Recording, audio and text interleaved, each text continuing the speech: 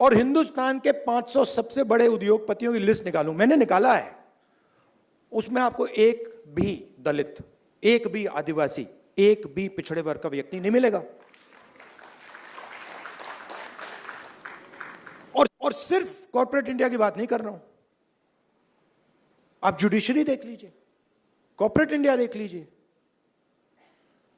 Media देख लीजिए।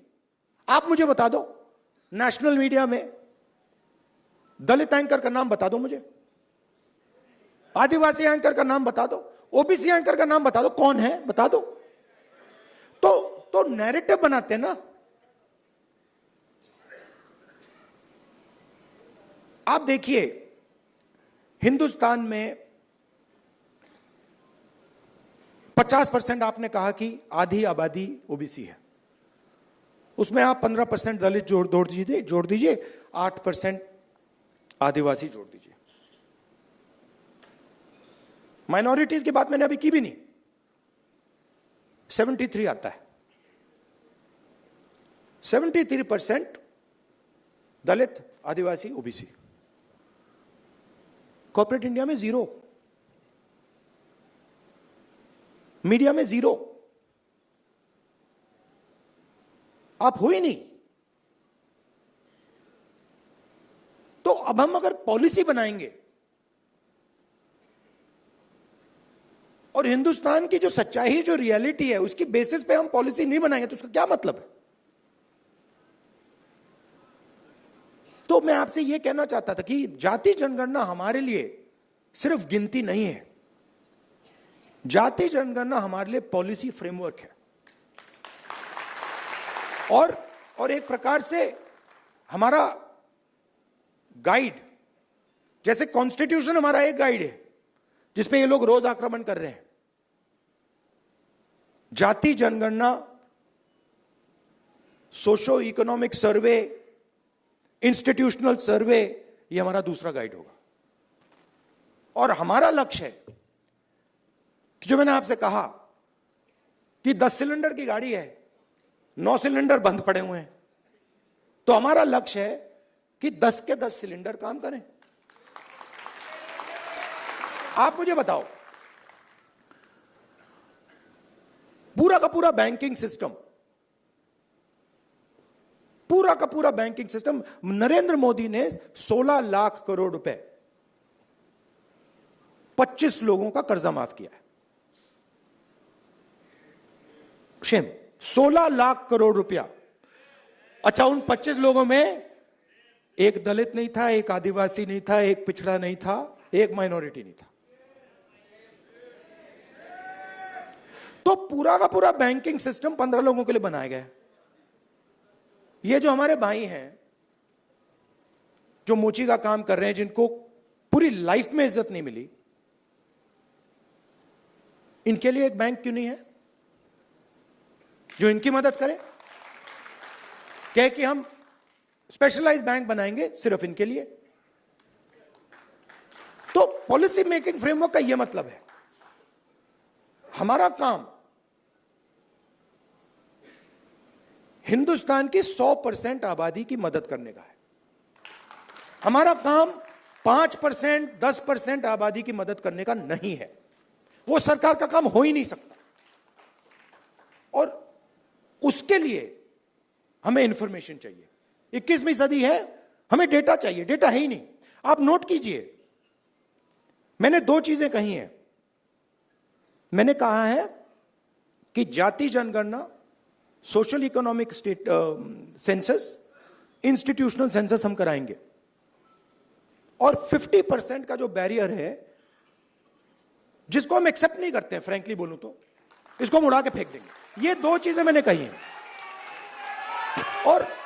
और मगर उसके बाद मैंने आज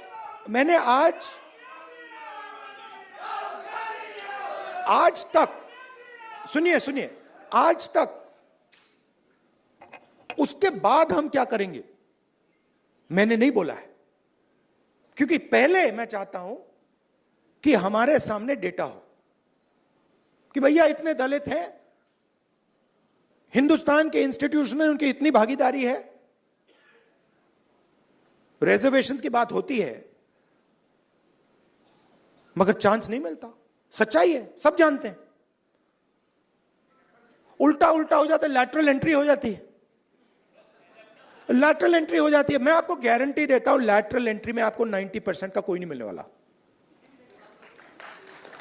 एक साइड आपको लैटरल एंट्री से मारते हैं, दूसरे साइड कॉन्ट्रैक्टर।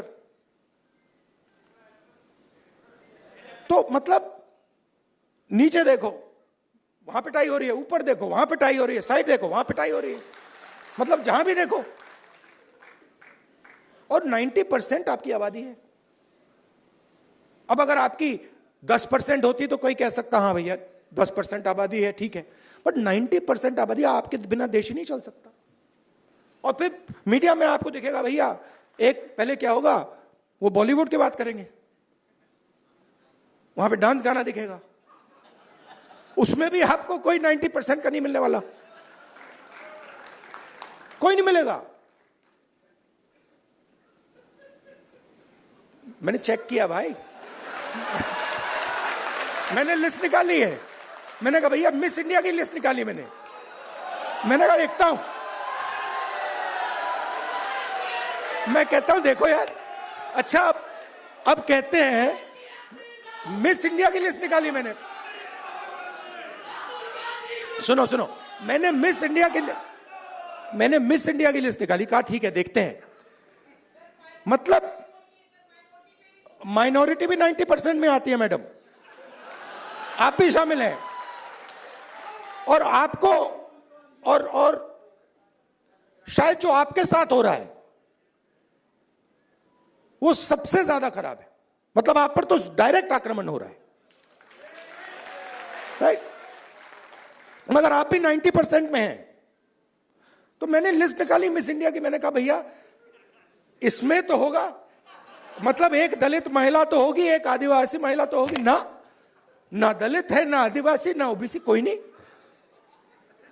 तो डांस गाना चलेगा वहां पे, कोई क्रिकेट की बात करेगा, कोई बॉलीवुड की बात होगी, किसानों की बात नहीं होगी, मजदूरों की बात नहीं होगी। आपने कभी मीडिया में मोची का इंटरव्यू देखा है? बस मेरे चैनल पे आ रहा है और किसी चैनल पे नहीं आ रहा। आप चाहे मोची हो, बढ़ई हो, प्लम्बर हो, धोबी हो, कभी नहीं दिखेंगे। और ये देश को चलाते हैं लोग। और फिर मीडिया में कहते हैं भैया मोदी जी गले लग गए, सुपर पावर बन गया। कभी वो यूक्रेन भागेंगे, कभी रूस भागेंगे, वो कभी गले लगेंगे, और फिर भैया सुपर पावर बन गया, सुपर पावर बन गया। मतलब कैसे बन गया? 90% लोग मतलब शामिल ही नहीं है उसमें, बेरोजगार हैं, भूख लग रही है। तो पूरा का पूरा मतलब डिस्कशन वही 10-15 लोगों में होता है, वही एंकर हैं, वही एक्सपर्ट हैं, वो 5-6 लोग हैं, वही बात बोलते रहते हैं एक दूसरे से, और बाकी हिंदुस्तान देखता रहता है। इसलिए ऐसे डिस्कशन बहुत जरूरी है कि भाई 90% क्या सोच रहा है, क्या हो रहा है,